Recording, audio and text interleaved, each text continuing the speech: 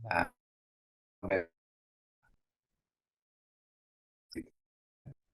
nah, intinya apapun itu, baik cetacean atau Mediterranean ya, yang ada di Kalimantan, gitu, di apa namanya di Mahakam misalnya, itu semua penyakit gitu, dan penyakitnya kurang lebih sama dengan satwa daratan. Jadi kalau Pak boleh buat ininya statement dalam satu kali yang nanti umum ya, sama jejak pada spesies yang tidak lazim bagi dokter hewan ya. Bagi spesies yang jarang ditangani, jarang dipelajari ya, kecuali pada manajemen ya. Baik, tentu ketika kalian akan berkenalan dengan yang seperti ini, itu satu itu hanya pada manajemen satwa akuatik saja ya. Nah, sedikit tentang adaptasi anatomik dan fisiologiknya gitu ya. Sama seperti hewan darat, dia pasti ada aktivitas fisiologi termoregulasi namanya. Termoregulasi hantaran panas nih. Nah, hantaran panas di air itu 25 kali lebih efisien di 5 kali lebih efisien. Kalau kita ini udara yang membawa ini. Jadi pois-pois gitu ya. Nah, kalau di air nggak ada, kalau dia dingin-dingin sekali jadinya, kalau dia panas, dia sangat efisien di sana. Jadi perlu adaptasi yang berhubungan dengan termo. Kalau mamalia laut itu umumnya mamalia darat lah gitu ya. Tapi walaupun di darat tuh ada juga yang kecil ya. Kalau di laut nih umumnya badannya besar. Tidak ada mamalia laut yang kecil. Ya. Tubuhnya terbentuk untuk kurangi area permukaan. Jadi dia sangat aerodinamis biasanya. Gitu. Nah, tubuhnya kemudian dibungkus oleh lapisan yang disebut dengan blubber. Ya. Nah, kalian sudah harus mulai biasa dengan istilah ini ya. Itu kulit yang tebal, itu namanya blubber.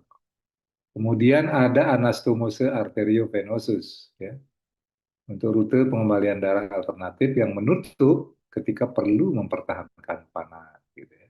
Jadi ketika panas itu masuk ke tubuhnya dan agar tidak segera dia kembali ke lingkungan, maka arteri apa anastomose arteriovenosusnya menutup dia, gitu ya, untuk menjaga panas itu, mempertahankan panas itu.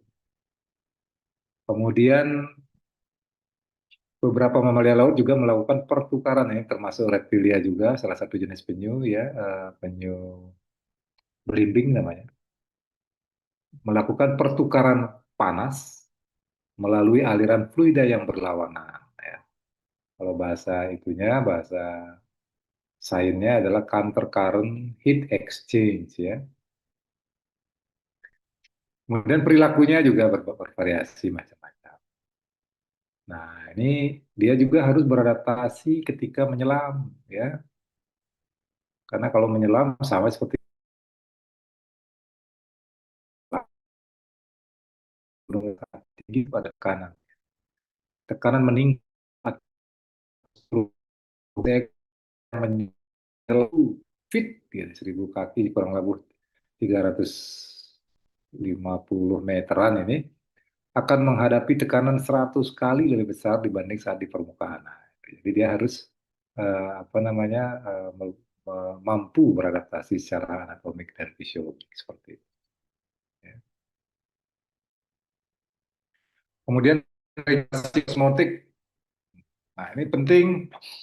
Mereka mamalia tapi hidup di alam laut yang air lautnya bersifat hiperosmotik, sangat penuh garam gitu ya, asin.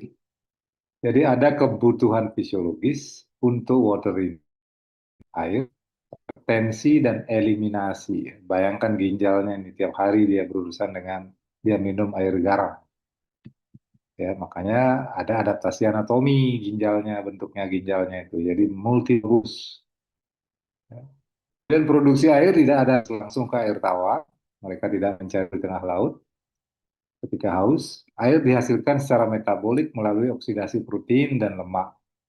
Air yang terhisap adalah sumber potensial jika gradien atau capillary interface. Ya. Jadi dia airnya ya dia tidak pernah minum dari tubuhnya sendiri. Nah, perhatikan reproduksinya. Semua organ reproduktif bersifat internal di dalam, seperti manusia saja, nih, seperti hewan darat saja ya. Plasenta cetacea itu adalah epiteliokorial. Ya. Epiteliokorial itu berperan untuk mengurangi kehilangan darah saat parturisi. Hanya sedikit perdarahan pada cetacea ketika dia parturisi beranak. Parturisi cetacea biasanya bridge presentation. Ya. Umbilical cord tetap utuh dalam waktu relatif lama. Nah, apa ini bridge presentation? Coba adik-adik lihat di Google, di AI, ChatGPT. Ini banyak presentasi parturisi. Nah, Pak tidak akan menjelaskan lebih lanjut di sini karena ini terminologi reproduction ya yang harusnya Anda dapat diproduksi.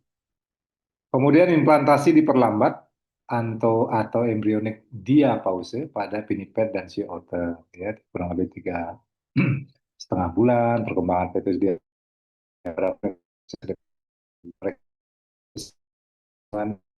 ya lingkungan dan lain seperti ya ini salah satu lumba-lumba yang kita bedah dan kita foto seperti ini. Toraks sangat fleksibel dan bisa kolap pada kedalaman tertentu. Blowhole, nah ini lubang hidung, melakukan konservasi energi dan terlibat dalam reproduksi suara. Laringnya bisa lepas dari cranial recess untuk keperluan intubasi. Laringnya itu gampang, ya, dia seperti lepas-lepas itu. Makanya intubasi pada dolphin nggak terlalu sulit. Kemudian bronchial cartilaginous hingga ke left bronchial tertiary itu mempercepat aliran udara yang diinspirasi. Lambungnya multiruang. Ruang pertama sangat besar, bisa makan banyak saat banyak makan. Tapi kemudian masuk ke ruang yang selanjutnya itu kecil sekali. Ya. Ginjal multilobus, ya. Ginjal multilobus, polyreniculated kidneys namanya.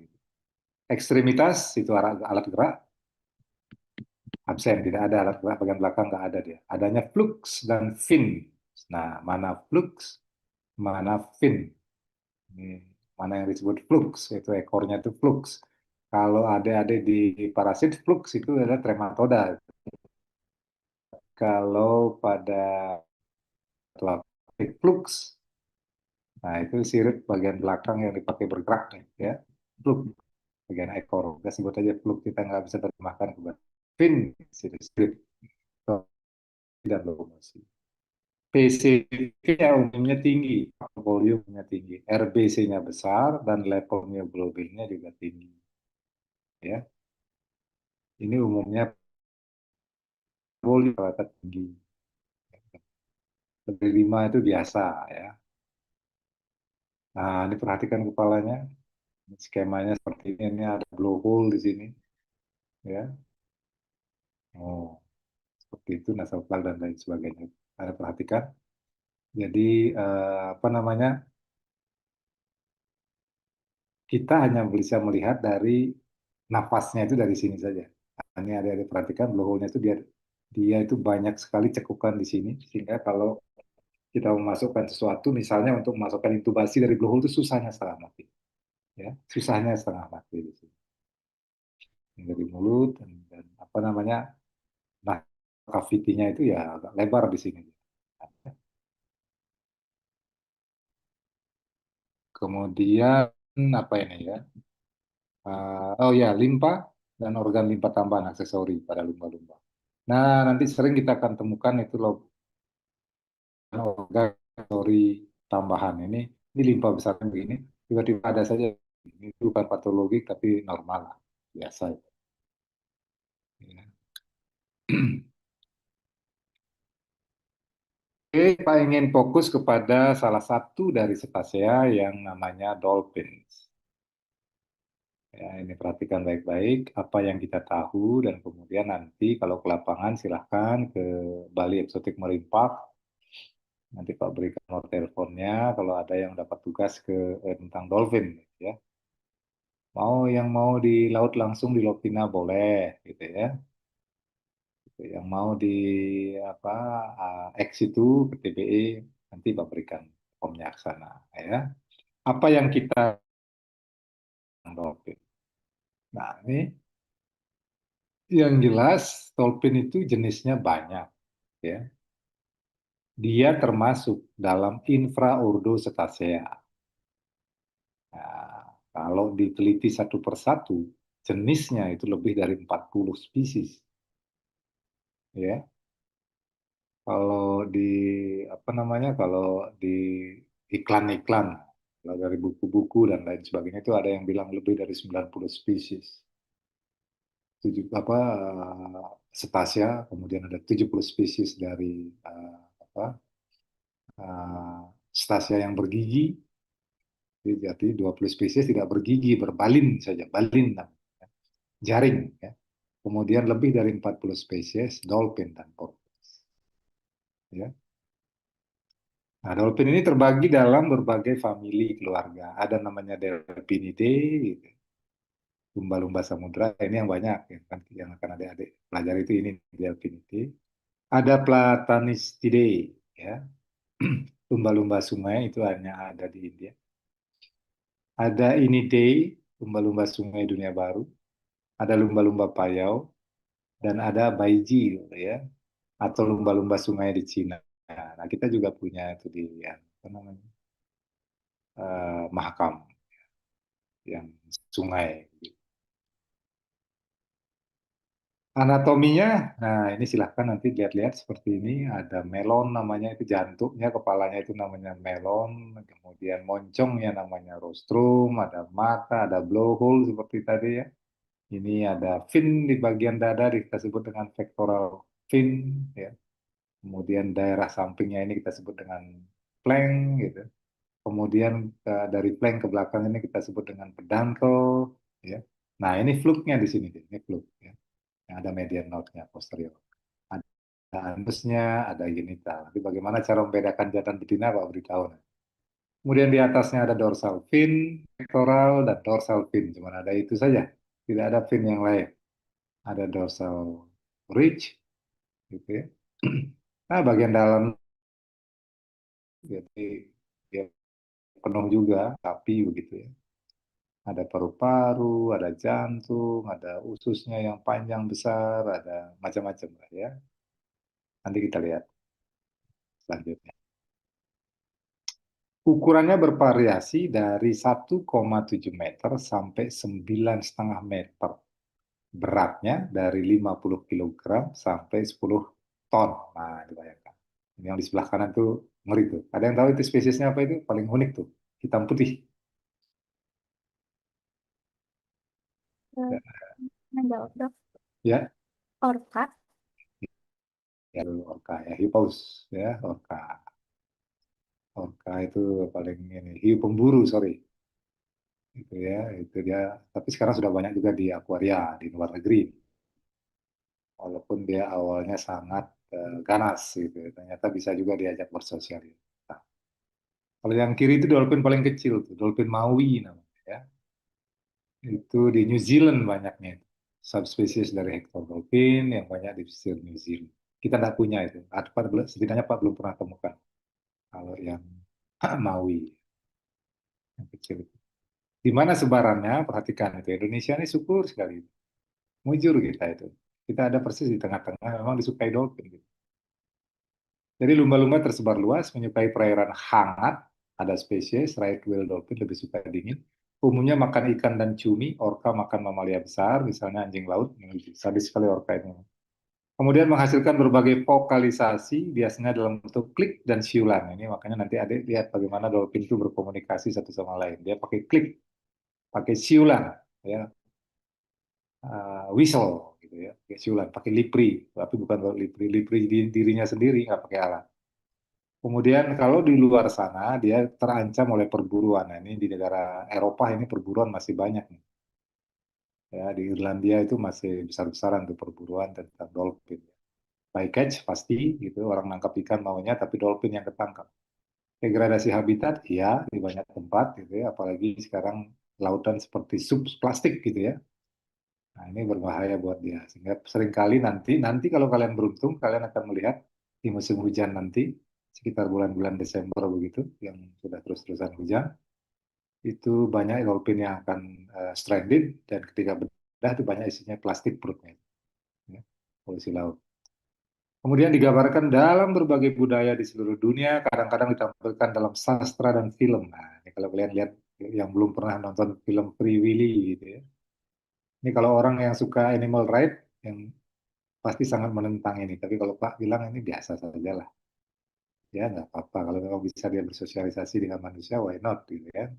Yang penting kesejahteraan hewannya terjaga. Nah, ini cerita Free Willy ini anu sekali ini, sangat inspiring. Jadi ada orca yang di laut lepas begitu ditangkap kemudian dipertontonkan di satu akuarium besar ya di Amerika, ditangkapnya di somewhere di Irlandia di sana. Amerika. Ini semua orang merokok, tapi si Willy senang dampaknya dia jadi tontonan gitu. Dan menghasilkan uang yang sangat besar. Karena hasilnya dia besar sekali, maka dia dibuatkan akuarium betul-betul menyerupai lautan. Sangat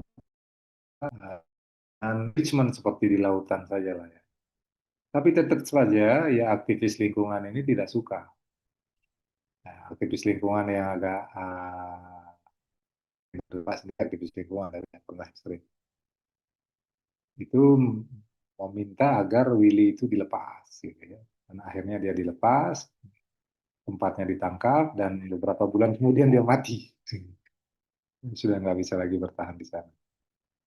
Nah, kadang-kadang hidup di penangkaran dan dilatih untuk melakukan trik kayak di lumba-lumba hidung botol nih yang banyak. Kalian akan lihat di sini ya di salah satu tempat di Bali. Oke, seperti janji di awal tadi, bagaimana membedakan kelamin jantan dan betina? Ya, jantan lebih besar daripada betina umumnya ini tubuhnya. Nah, ini kelaminnya begini, ini di sini nih. Ini jantan ini sorry ini karena ada shade di atas. Ini bukan warna kulitnya nih yang di bawah ini. Karena ada shade di atas, waktu Pak ngambil foto dia begini. Nanti kita ulang jangan harus agak yang ya. Jadi kalau betina ada mammary slit namanya di kiri kanannya ini, di jantan tidak ada dia di sini. Kemudian genital shield-nya segini satu, tapi kalau yang betina dia dekat dengan anus, dibatasi oleh mammary slit. Ya, kalau umbilical scar-nya ini dia agak jauh pada yang betina, pada jantan dengan genital slit-nya, lubang genitalnya agak dekat ya gitu.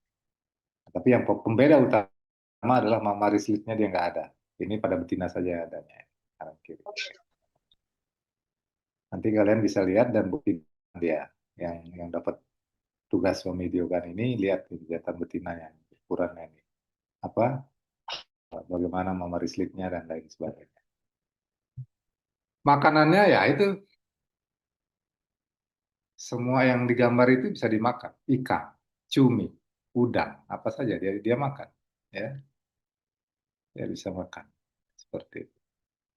Menggunakan gigi kerucut atau spade mereka menangkap mangsa. Nah kadang-kadang nanti untuk membedakan spesies itu Anda juga lihat hitung ininya karena dia kadang-kadang bentuknya sama, bentuk apa giginya, hitungan giginya ya. Kalau bottlenose dolphin itu 80 sampai 100. Nah, ada orang yang banyak sekali nih, short beak 240, long beak dolphin sekian. Ini yang dipakai ini biasanya ya. Nanti kita lihat. Keunikan lain, nah ini salah satu gambar yang di kanan ini di Taman Benua Eksotik. Nanti Anda sendiri akan ke sana. Ini ketika ada yang mati, kita lakukan ini blubbernya nih, kulitnya tebal sekali nih. Untuk membuka ini bukan main, ini butuh kehati-hatian ini agar tidak ada. Oh, karena dia tebal, jelas. Tubuhnya ramping, dua anggota tubuh dimodifikasi menjadi sirip. Kecepatan berenangnya bisa 29 atau 30 km per jam atau melompat sekitar 9,1 meter. Ini dia bisa nih. Jadi hati-hati itu. Jadi kalau dia lagi agresif, jarak Anda itu ya kurang dari 10 meter itu berisiko tinggi itu dihajar sama dia.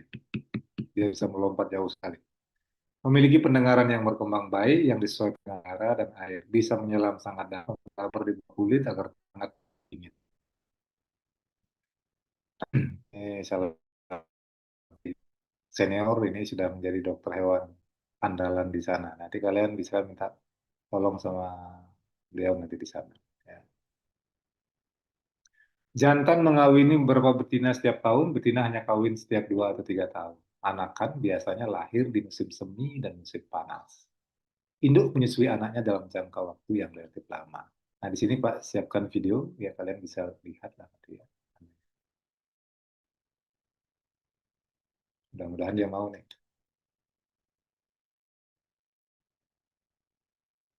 Oh, kemana? Nah, ini dia. Jadi video dia melahirkan.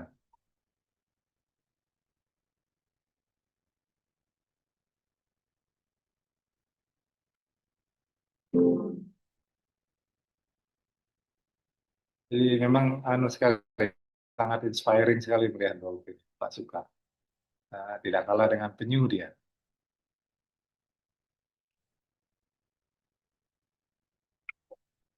Dia melahirkan tuh anaknya sudah separuh keluar tuh.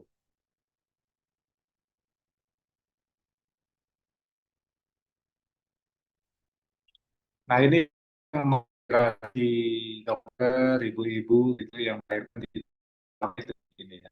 Konon bisa sensasi melihat dolphin ini yang sepertinya tidak terlalu kesakitan ketika melahirkan.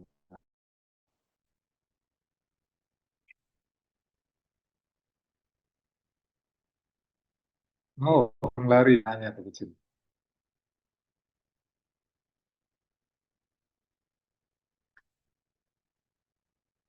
Oke, jadi seperti itu. Eh, Nanti ini ada juga beberapa film di sini, kalian bisa klik sendirilah nanti lihat materinya Pak share, kalian bisa lihat ya. Tanda tangan with signature ya, Pak tidak tahu betul cara menerjemahkan dalam bahasa Inggrisnya. Hati-hatinya bukan tanda tangan seperti tanda tangannya Pak, ada tanda tangan kalian gitu ya. Fluid juga bukan fluid. Ini ada suara-suara khusus yang keluar dari rostrumnya dia, dari yang itu gitu ya. Itu dia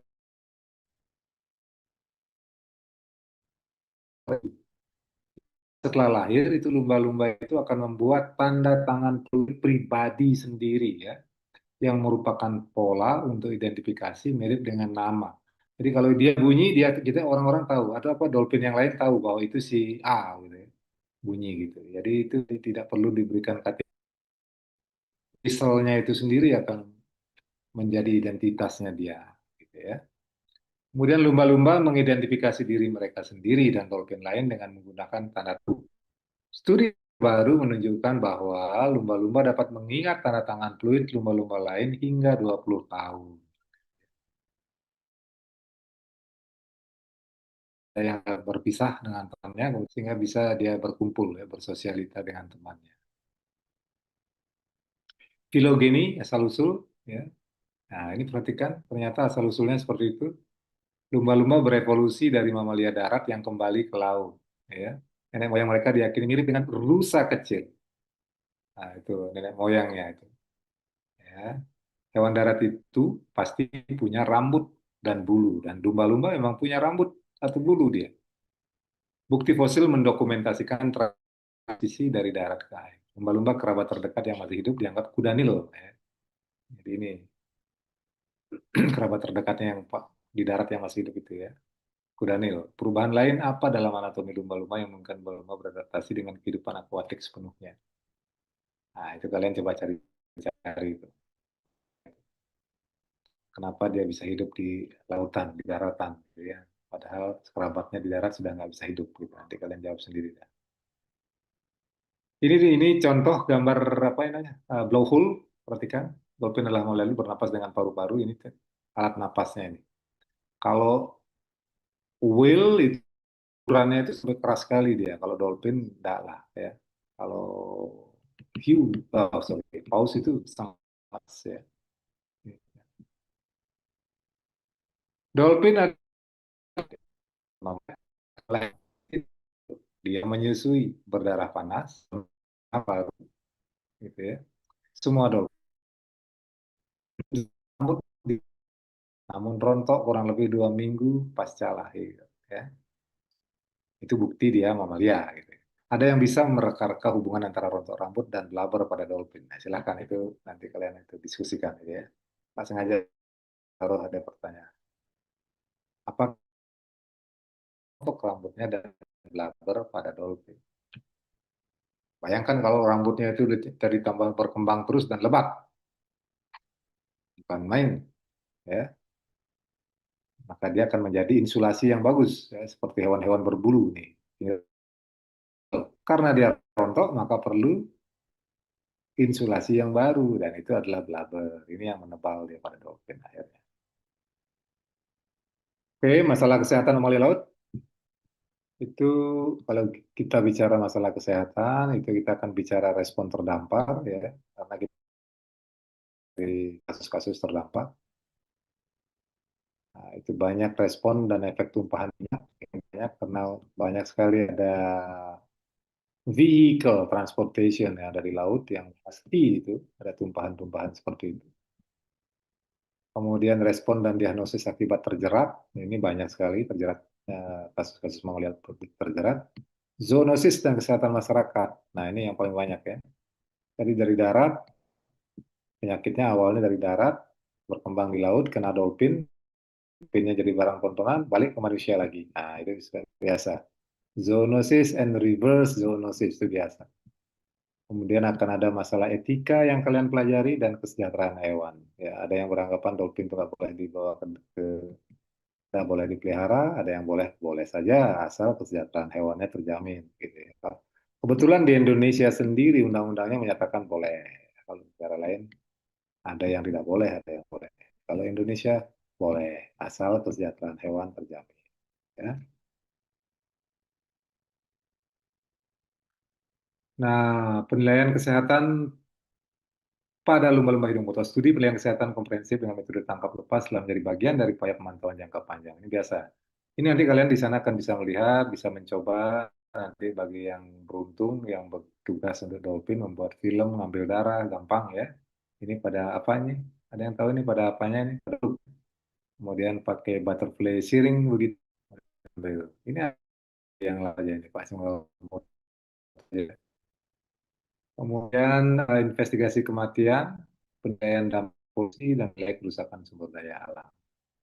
Teknik diagnostik semakin berkembang, ya, di pusat rehabilitasi, nanti pengambilan sampel dengan biopsi, gitu.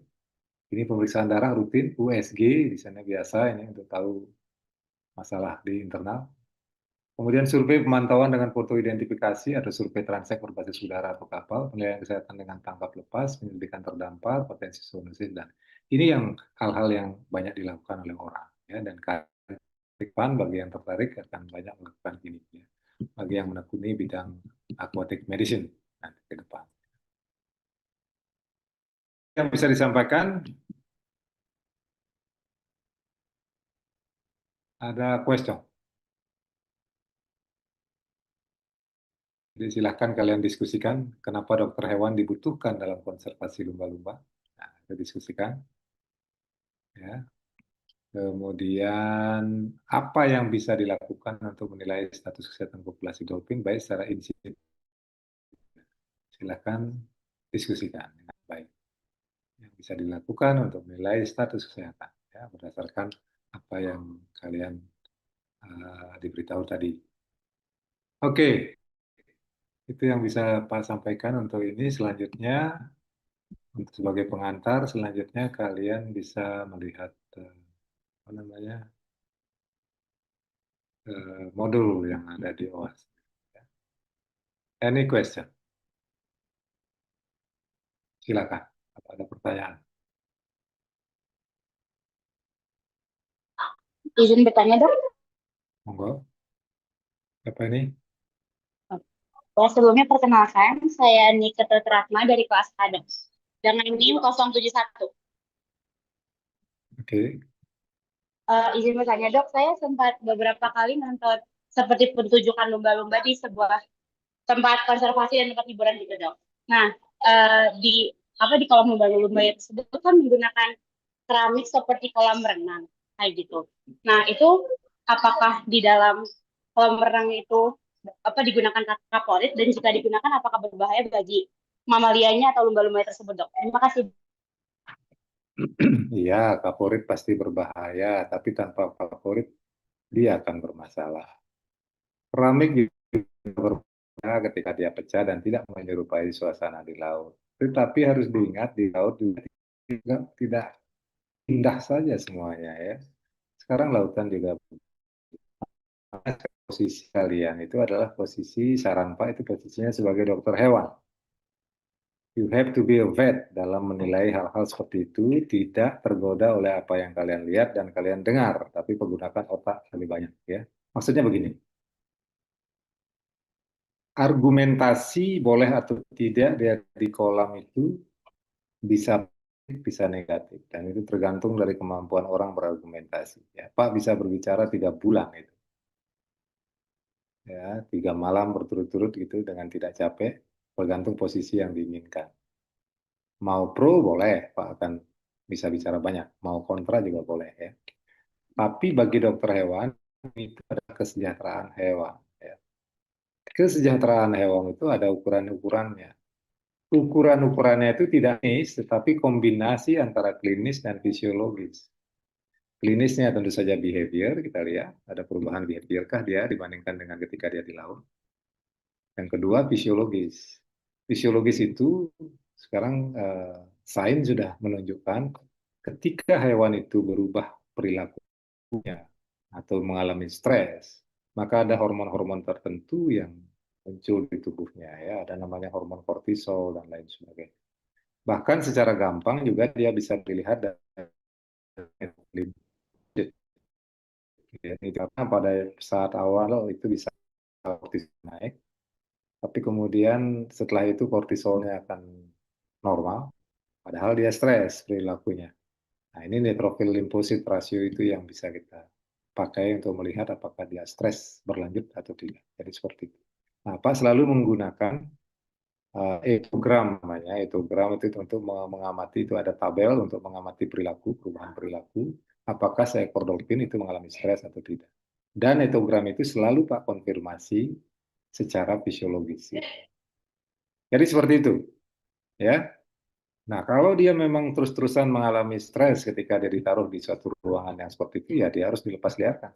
Tapi banyak juga yang justru ketika dia dilepas liarkan, dia tidak sanggup beradaptasi lagi karena sudah terlanjur diambil dari laut. Bahkan dia mengalami stres yang dahsyat ketika di luar sana, gitu ya. Di luar sana. Jadi memang harus hati-hati. Jadi kesimpulannya bagi dokter hewan itu tidak masalah dia ada di mana. Memang kalau bicara konservasi gitu, kita mengenal adalah konservasi in situ, ya pergunakan apa yang di tempat aslinya di lautan dan ex situ ya. Nah, sekarang ketika konservasi ex situ itu harus difokuskan dari mencari funding ya. Pak setuju dengan show-show seperti itu, tapi hasilnya harus banyak duitnya. Dan duitnya itu harus dikembalikan lagi untuk melakukan konservasi yang lebih luas di lautan. Ya. Untuk menyelamatkan kerabat-kerabatnya dia di lautan. Gitu ya. Jadi jangan sampai dolphin sudah ditangkap, sudah dipakai pertunjukan, tapi tidak menghasilkan apa-apa. Bahkan menghasilkan uang yang untuk si penangkap. Nah ini kurang ajar namanya itu ya. Jadi ada sustainable financing, kemarin kita bangun coba zoo yang memakai dolphin ya. Jadi pemerintah Indonesia Pak dorong melalui KKP untuk membangun cost benefit apa namanya itu, berbagi biaya keuntungan itu. Anda boleh diberikan izin oleh pemerintah tapi harus menghasilkan uang yang besar untuk biaya melakukan konservasi secara in situ ya. Karena memang anggaran atau biaya untuk melakukan konservasi itu nggak ada. Jadi harus disiasati seperti itu. Salah satunya lah, salah satu. Begitu, nanti kita diskusi lebih lanjut lagi tentang itu. Itu menarik ya. Bahwa kaporit bermasalah, iya, ya, nanti rontok giginya semua. Nah, oleh karena itu ada dosis, ya, dosis berapa yang tidak bermasalah. Kalau tidak diberikan kaporit, masalah, airnya bisa terlalu banyak ini, terlalu banyak infectious agent nanti. bakterinya terlalu banyak, ya bisa mati duluan dia. Gitu. Begitu, Rahma? Eh, Baik dok, ingin bertanya lagi, kan tadi kata dokter ketika memang lumba-lumbanya atau mamalia tersebut sudah stres di suatu ruang itu harus dipastikan. Nah, sebagai kita dokter hewan di sebuah konservasi itu apa yang perlu kita perhatikan untuk agar lumba-lumba itu apa ya agar lumba-lumba itu bisa dilepas liarkan itu dok. Jadi kayak awal pertama yang harus kita perhatikan dari segi kesehatan fisik maupun ya gitu dok. Mungkin gitu sih. Oh ya, ada prosedurnya, ada prosedur, ada tahapan yang harus dilakukan itu ya. Nanti itu kita pelajari di apa berikan di level kuliah selanjutnya. Ya, tidak semudah itu. Oh ini dia lagi stres, harus dilepas liarkan. Ada beberapa. Nanti yang bahaya yang paling besar adalah dia bisa menyebarkan penyakit. Nah, itu gamble with survival, itu bodoh sekali itu. Kita tidak tahu apa. Jadi memang harus ketika kita sudah memutuskan itu, dan bukan kita yang memutuskan, ada otoritas pengelola namanya manajemen otoritas. Itu ya. Jadi harus ada serial aktivitas yang membutuhkan waktu lama. Belum lagi membiasakan dia hidup di dunia luar dan lain sebagainya. Ada tahapan-tahapan yang harus di, ya. It's not that simple anunya. Begitu. Ada lagi yang lain? Baik dok, terima kasih. Ada yang lain? Izin bertanya, Dok. Ya. Kiki Pradnya. Mah. Ih, Aduh. Perkenalkan nama saya Kiki dengan NIM akhir 010. Mau ber, eh, mau tanya untuk tadi kan dokter sudah menjelaskan kalau di lumba-lumba itu kalau pemasangan selangnya lewat blowhay. Nah, Uh, mau naik, Kiki masih bingung kan kalau di hewan kecil itu pemasangan selangnya itu kan uh, lewat hidung atau bisa disebut dengan NGT, Dok. Kalau lumba-lumba tuh lewat mana gitu, Dok? Masih tetap lewat blowhay apa lewat yang lain, Dok? Blowhole. Lupa blowhole sih. Blowhole. Oh, ini maaf, Dok. Blowhole. Ya boleh lah. Boleh. Melalui blowhole. Cuman agak sulit juga itu di sana ya. Karena terlalu banyak ini. Ya, sama saja. Kalian bisa trial. Nanti di satu apa di lapangan kita lihat. Ada ya biasanya yang dilakukan seperti itu. Tetapi itu pada kasus-kasus yang sangat ini karena dia memang beda-beda hewan darat dengan hewan laut. Dia kemampuan paru-parunya itu dahsyat sekali hewan laut itu. Jadi untuk kolaps itu dia kalau tidak memang dahsyat sekali pressure dari lingkungan dia tidak akan kolap paru-parunya ya. Beda dengan hewan darat itu ya. Kalau jadi kebutuhan akan apa namanya intubasi melalui blowhole itu hampir nihil ya. Paling-paling orang melakukan itu dalam apa konteks riset saja, tapi kalau dalam tuntutan medik itu hampir tidak ada karena memang kemampuan recovery paru-paru dolphin itu tinggi sekali, besar sekali gitu ya. Kecuali dia pecah paru-parunya baru ya gitu kita butuh yang begitu untuk mengetahui itu. Begitu lebih banyak kalau mengetahui patologi jejas dan sebagainya kita memakai yang non invasif kebanyakan ya. Saya Pak sebut non invasif kalau Pak pakai dari luar. Makanya sering kita pakai USG ya, ultrasound gitu ya, ultrasonografi. Itu lebih humanis kelihatannya dibandingkan dengan eh, pakai yang invasif ya, begitu. Begitu Mbak Kiki, Dokter Kiki. Tapi kalau mau mencoba-coba latihan pakai riset, it's fine nanti dicobakan juga. Yang penting aman gitu dan sebagainya ya. Ya sudah kombinasi alat yang lain juga. Karena nanti nabrak-nabrak ke sana ke sini juga harus ada monitor yang apa yang dipasang juga itu untuk melihat bahwa intubasi yang dilakukan itu dalam masuk dengan baik ya aman gitu ya. Kalau ditusuk-tusuk begitu itu bahaya malah. Itu Gigi. Enggak, Dok. Terima kasih.